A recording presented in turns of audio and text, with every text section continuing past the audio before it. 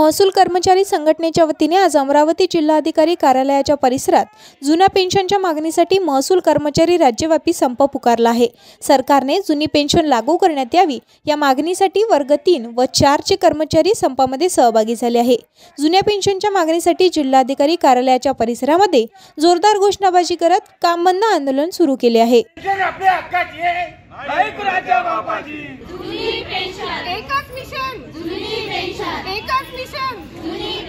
नमस्कार, मी अमरावती जिल्हा महसूल कर्मचारी संघटनेचा अध्यक्ष ब्रिजेश वस्तानी।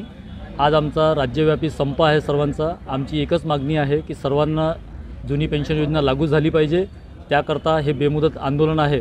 सरकारने आमची मागणी मान्य करावं एवढीच आमची सरकारला विनंती आहे। जिल्ह्यातील सर्वांचा सहभाग आहे। वर्ग 3 वर्ग 4 चे सर्वच कर्मचारी या संपामध्ये सहभागी आहे आणि आमची शासनाला आपल्या वतीने एवढीच विनंती आहे की सर्वांना जुनी पेन्शन योजना लागू करावी।